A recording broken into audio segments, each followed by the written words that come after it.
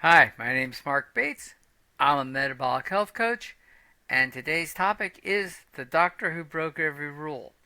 And we're going to be talking about Dr. Tony Hampton, who is one of the people I look up to. He's a great influencer and he's very knowledgeable on everything about metabolic health. Okay, so Dr. Tony Hampton spent 29 years following every medical protocol perfectly. He prescribed metformin for diabetes, recommended whole grains for metabolic health, and personally followed a vegetarian diet because the science seemed clear.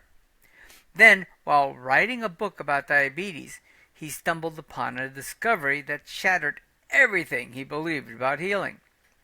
The Diabetes Prevention Program showed that lifestyle interventions reduced diabetes risk by 58% compared to metformin's 31%. Study after study revealed that low carbohydrate approaches outperformed plant based diets for metabolic markers. Even as a vegetarian, Hampton found himself grappling with hunger and digestive issues, a personal struggle that made it difficult for him to advise diabetic patients to consume more whole grains. The cognitive dissonance became unbearable. When evidence contradicts training, Hampton decided to experiment on himself first. Within weeks of reducing carbohydrates and incorporating animal proteins, his digestive issues were resolved completely. This transformation forced him to confront a stark and uncomfortable truth about modern medicine. Medical school teaches disease management, not root cause healing. Students spend a few hours on nutrition across 4 years, but memorize every pharmaceutical interaction. The system creates prescription writers, not healers. When Hampton started recommending carbohydrate reduction instead of just prescribing more metformin, colleagues thought he had lost his mind. Yeah, the reaction revealed something fascinating about medical culture. Many physicians who questioned his approach publicly would pull him aside privately with confessions. I eat low carb myself, or I've been following a carnivore diet for months. Doctors remain in the closet about their dietary practices, fearing professional backlash for contradicting established guidelines. Ask your doctor in confidence what they eat. If you look at them, you probably know. The economics of chronic disease. The resistance to root cause medicine within the medical establishment is a significant issue. Hampton can spend 15 minutes with a diabetic patient, prescribe metformin, and receive immediate reimbursement. However, spending an hour educating them about metabolic health and carbohydrate restriction generates minimal compensation. The system punishes successful treatment and rewards chronic disease management. This creates a perverse incentive structure where keeping patients sick becomes more profitable than helping them heal. Hampton makes more money maintaining a person with diabetes on multiple medications for life than assisting them to reverse their conditions completely. The tragedy extends beyond economics into human suffering. Hampton has witnessed patients reverse diabetes entirely through dietary changes, yet some colleagues remain uncomfortable with these outcomes because they suggest decades of wrong approaches. Okay, real quick, please like, subscribe, hit the bell if you would like to get notified. It helps the channel a great deal. Thank you very much. The Nest Framework Revolution. Okay, so Hampton developed a comprehensive approach to metabolic health using the acronym NEST: Nutrition, Exercise, Stress Management, and Sleep Optimization. This is his framework, and he's published it quite a bit. And essentially, everyone follows the same basic program. He came up with the NEST framework first. He gets credit for it. All the more power to you, Dr. Hampton. Okay, but a lot of the metabolic coaches I've talked to, that I essentially do the same thing. I just have to call it something different because this is his, right? uh, most people focus heavily on the first two pillars, nutrition and exercise, while ignoring the metabolic chaos created by chronic stress. And I will agree with that. When people come to me and say, "Hey, I went to the health coach at the gym," well, first of all, that person's an exercise health coach, not a metabolic health coach, and they're going to focus on exercise. And they may know a little bit about nutrition, but they're not specialists in it. Okay, so with that in mind, yes, nutrition is important. I'll tell you, 80% of the battle is probably nutrition. Exercise is definitely a part. You got to start walking and moving. But stress management, if you're under a high amount of stress, that's cortisol. In fact, I have a whole video on how sugar increases cortisol in your system and throws your hormones and your stress levels out of whack and all that. So yes, we focus a lot here in this community on stress management. Okay, and then sleep optimization. Well, your body repairs itself when you're sleeping. If you're not getting adequate, proper restorative sleep, it's hard to do anything else. So yes, I agree with all four of these. These are very important. And yes, Dr. Tony Hampton is absolutely correct. You can't ignore stress and sleep, even though nutrition probably is 80-85% or more of the battle. Okay? Chronic stress functions like having a metabolic engine constantly revolving in the red zone, right? If you know anything about running your engine, if you're always in the red, you're destroying your engine. Okay? Elevated cortisol drives up blood glucose even with perfect nutrition because the body assumes it needs immediate energy for survival threats. Remember, stress is your flight, right? Fight or flight type stuff. And you may be just sitting at your desk, but if you're under stress, your body thinks you're about ready to fight. And so it's going to get you ready for that. So just keep that in mind. Stress also promotes insulin resistance and abdominal fat storage while disrupting sleep architecture. And that makes sense if you think about what stress is trying to prepare you for. Poor sleep increases ghrelin, the hunger hormone, and decreases leptin, the satiety signal. And a lot of people who are under lots of stress are always snacking. Well, that's because they're getting a lot of ghrelin release because they're always hungry. Okay? So this increases your appetite cravings on top of cortisol-induced metabolic dysfunction. It's a terrible cycle. Dr. Hampton has observed patients improve dramatically by addressing stress management before changing their diet. I would say yes, stress management is important, but changing your diet will also affect your stress. Okay? Simple practices like morning light exposure and blue light blocking can shift entire metabolic profiles. And yes, he is correct. I wear blue blocker glasses. You see me wear them all the time. The NEST framework works because all four pillars interconnect. You cannot optimize one while completely neglecting the other. And yes, I completely agree with Dr. Hampton on that. Challenging the fiber dogma. Nothing illustrates medicine's resistance to evidence better than the fiber controversy. And yes, a randomized controlled trial of 63 patients with chronic constipation revealed shocking results. Participants who eliminated fiber experienced total resolution of constipation, while those continuing high fiber diets showed no symptom improvement. Bingo. The zero fiber group also resolved abdominal pain and anal bleeding that had persisted for years. This contradicts gastroenterology guidelines recommending 25 to 35 grams of daily fiber for digestive health. You don't need it. Your body's not designed to eat fiber. The medical establishment resists these findings because fiber has been dogma for decades. Entire treatment protocols center around increasing fiber intake for digestive issues. Admitting errors simultaneously challenges individual recommendations, clinical guidelines, professional reputations, and a very large supplement, both from natural supplements and from the pharmaceutical industry who are selling you fiber supplements. Okay? It's lots of money in that. Hampton explains the mechanism. Fiber, especially insoluble fiber, can irritate already compromised digestive systems like sandpaper scraping against inflamed intestinal walls. For people with existing gut dysfunction, adding more fiber resembles resembles throwing gasoline on a fire. Or what I would tell people, it's like if you have a skin rash, taking sandpaper and rubbing that thinking that's going to help your skin rash. It doesn't help. Okay? Redefining aging and disease. Hampton's most dramatic patient transformation involved a 68-year-old woman using a walker, pre-diabetic, on multiple medications for hypertension and joint pain.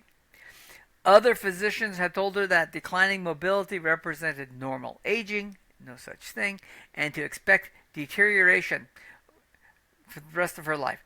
Her family was discussing assisted living options. Within 6 months of implementing the Nest framework, she was hiking trails she hadn't walked in over a decade. Her inflammatory markers plummeted, blood pressure medications became unnecessary, and joint pain essentially disappeared. Okay, and a lot of people experience very similar things. Her comment perfectly captured the transformation.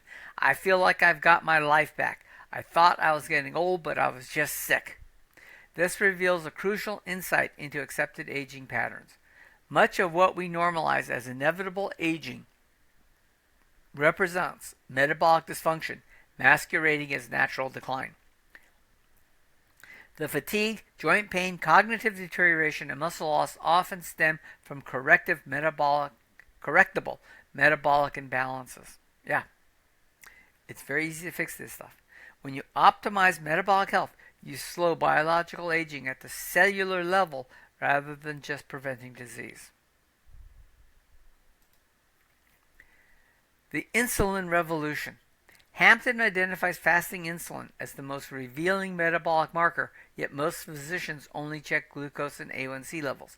If you go to your doctor and you get a standard blood test, fasting insulin will probably not be part of it.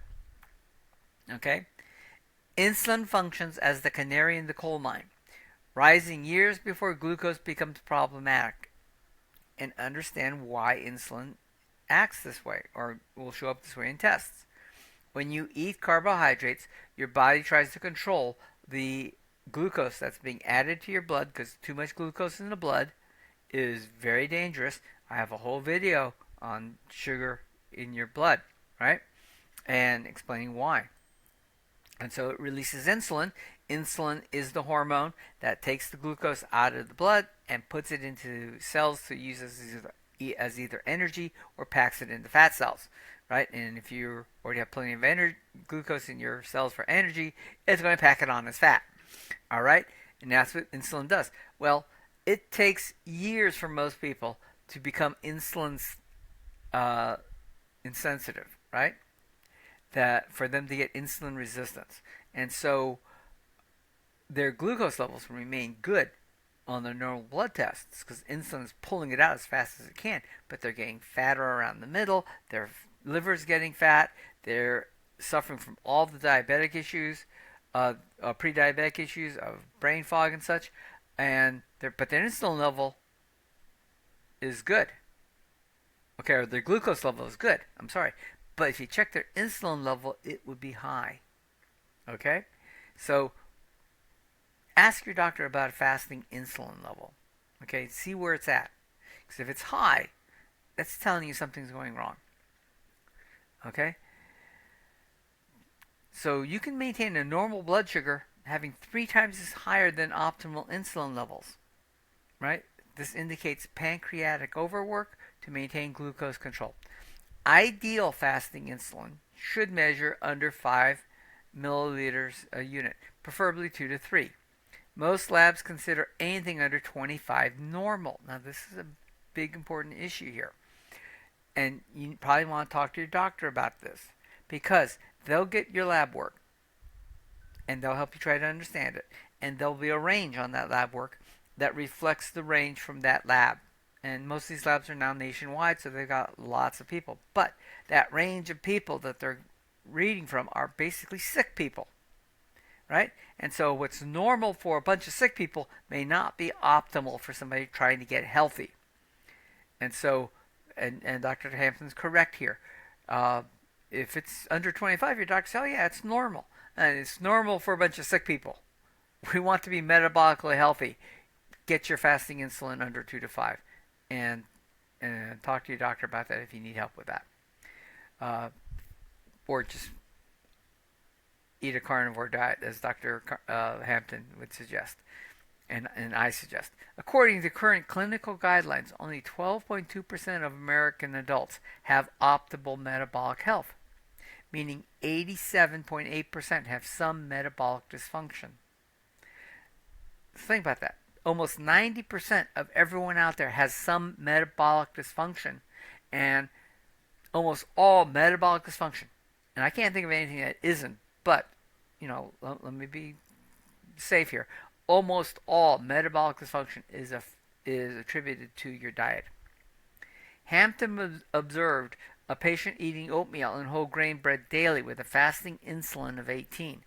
After 3 months of carbohydrate reduction and animal protein focus, it dropped to 4. So this can happen very quickly. Her energy improved, brain fog cleared, and she lost 30 pounds without calorie counting. And calories don't count, so don't worry about calorie counting. Insulin responds quickly to dietary changes, providing immediate feedback about nutritional approaches at the cellular level. And here's a list of things to look for. Your fasting insulin, your hemoglobin A1C, and these are optimal ranges. Your triglyceride levels, your HDL cholesterol. Notice we're not talking about LDL or total cholesterol. Those are fictional numbers. HDL is the one you're looking for.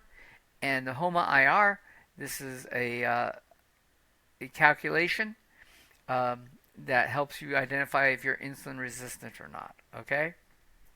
These are very important ones you want to consider thinking about. Okay, systematic solution. Dr. Hampton believes one change could transform medicine overnight. Restructuring reimbursement to reward patient outcomes rather than procedures and prescriptions. Imagine insurance companies paying bonuses for every patient who eliminates insulin dependence, reverses hypertension, or eliminates statin requirements through lifestyle interventions. Every physician would become intensely interested in nutrition, metabolic health, and root cause medicine because financial incentives would align with healing. This single change would cascade through medical education, hospital programs, and pharmaceutical competition with actual healing rather than symptom management. The current system makes it financially impossible to cure patients.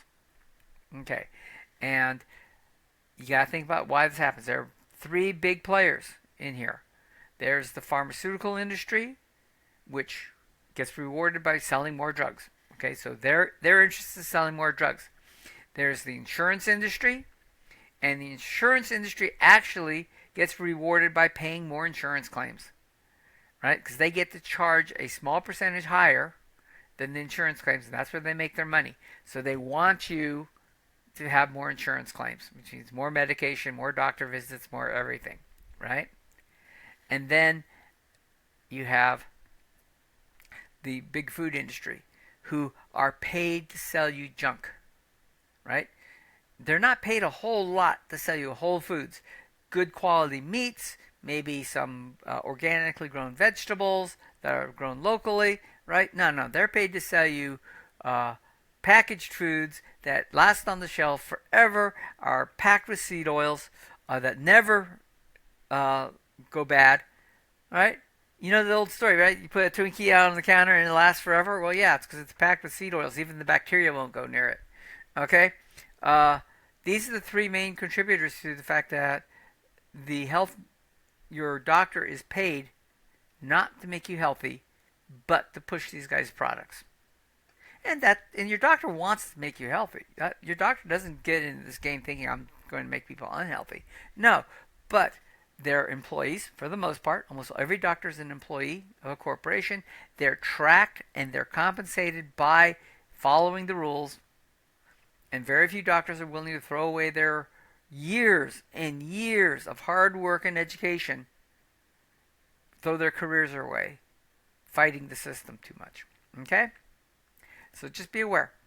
It's not in their interest necessarily to make you healthy. Doctors don't want to make you sick, right?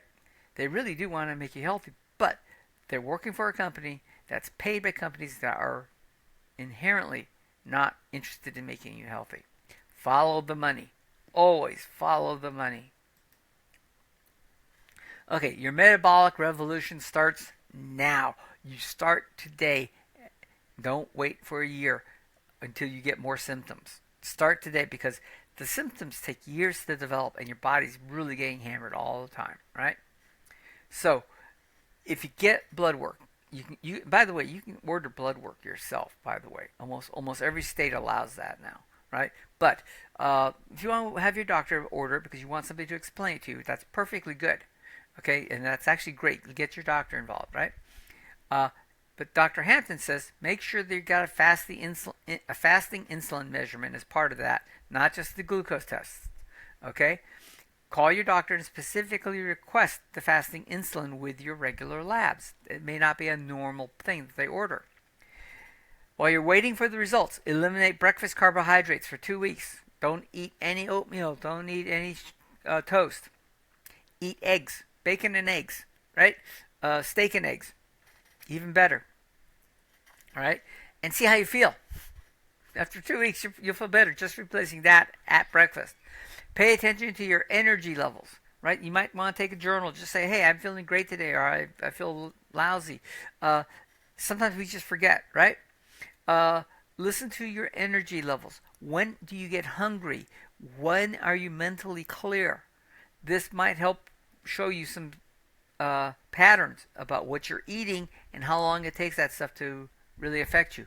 You'd be surprised. Sugar will affect you very quickly.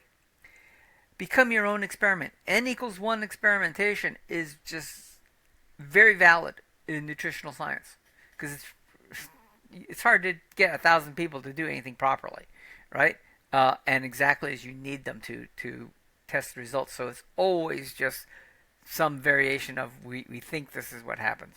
It's not causation, it's association, right? And it's based upon memories in most cases of people over a week or a month of what they ate.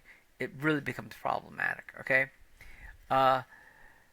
So become your own experiment. Conventional medicine has thoroughly trained people to outsource health decisions to your doctor and to researchers who do not have a vested interest in producing evidence that shows how to get healthy is to eat well.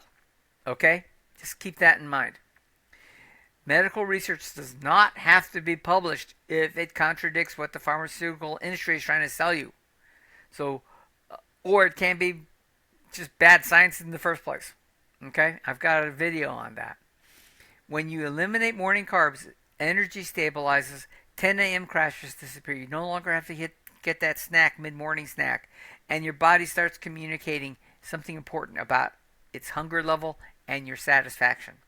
Most importantly, find a physician willing to work on root cause approaches rather than managing decline. A lot of this depends upon what you can afford to spend and what you have around you.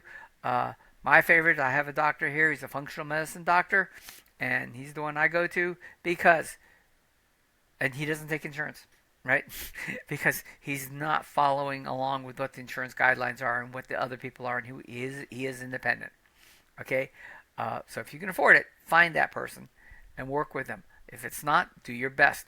But remember, you are the CEO of your own health. You can make your own health decisions. Get educated, right? When you're buying a car, do you trust the salesman in the car lot? And I've got some friends who are car salesmen. They're wonderful people, but they know their cars very well.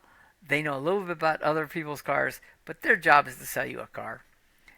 A doctor, their job is to follow the guidelines that pay the corporation that pays them and keeps them employed. And those corporations are paid by pharmaceutical industries, by the health insurance industry, and by big food. Okay, so follow the money. Okay, the evidence is clear though, over multiple years, and this stuff. And we talked about how in 1860 they were writing books about eating low carb, right? So we've known for hundreds of years that this is correct, right? Lifestyle interventions outperform pharmaceuticals for metabolic health. Whether you wait for institutional change, or you want to start your own healing revolution, it's up to you at this point to do it yourself. Dr. Hampton's journey from vegetarian doctor to root cause healer illustrates what becomes possible when evidence trumps convention. Your metabolic health affects 70 to 80% of chronic conditions. The power to optimize it lies in your hands, not in your prescription bottle. All right. Thank you for watching. Once again, please, if you have comments or questions, leave them in the comment section. Let me know what you think. If there is a topic that you want me to cover for our community, please let me know and I can add them. I'm always adding new videos every day to the community. We are here to help each other, and I'm your guide, so let me help you learn. Thank you very much.